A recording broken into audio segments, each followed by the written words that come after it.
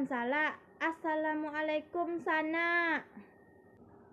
Hai, ya bertemu lagi dengan saya. Wow. Ya, ini konten kedua saya teman-teman. Bagi yang belum subscribe, bantu subscribe ya. Saya tungguin. 1, 2, 3, 4, 5. Kasih. Ya teman-teman, ini konten kedua saya. Tapi di konten kali ini aku nggak bakal memperkenalkan diriku lagi, melainkan aku ingin mengajak teman-teman untuk belajar bersama. Belajar apakah itu? Yaitu belajar teori sastra. Apa sih arti dari teori sastra itu? Masih banyak juga di antara kita yang tidak tahu apa itu teori sastra. Teori sastra terdiri dari dua kata, yaitu teori dan sastra.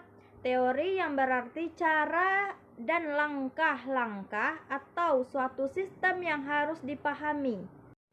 Sedangkan sastra berasal dari kata susastra.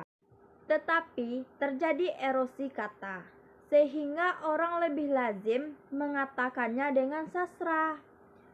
Susastra berarti tulisan yang baik. Nah, selanjutnya kita akan mempelajari pengertian teori sastra. Apa sih yang disebut dengan teori sastra? Baik, secara umum yang dimaksud dengan teori adalah suatu sistem ilmiah atau pengetahuan sistematik yang menetapkan pola pengaturan hubungan antar gejala-gejala yang diamati. Menurut Mursal Esten, pengertian sastra atau kesusastraan adalah pengungkapan dari fakta, artistik, dan imajinatif sebagai manifestasi kehidupan manusia melalui bahasa sebagai medium dan memiliki efek yang positif terhadap kehidupan manusia. Cabang studi sastra.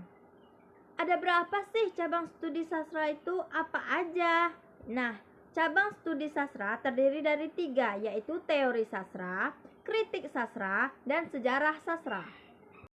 Adapun pengertiannya yaitu teori sastra yakni diterapkan dalam analisis karya sastra, dan kritik sastra adalah penerapan kaidah-kaidah tertentu dalam analisis karya sastra, dan kritik sastra adalah penerapan kaidah-kaidah tertentu dalam analisis karya sastra.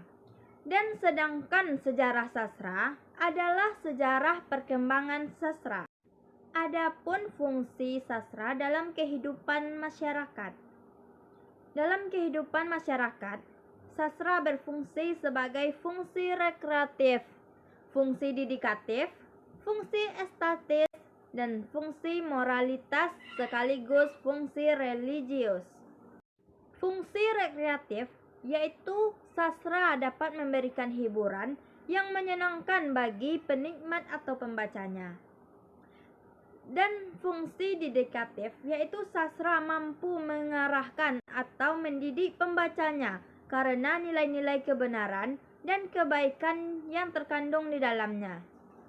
Dan fungsi estetis yaitu sastra mampu memberikan keindahan penikmat bagi pembacanya karena sifat keindahannya.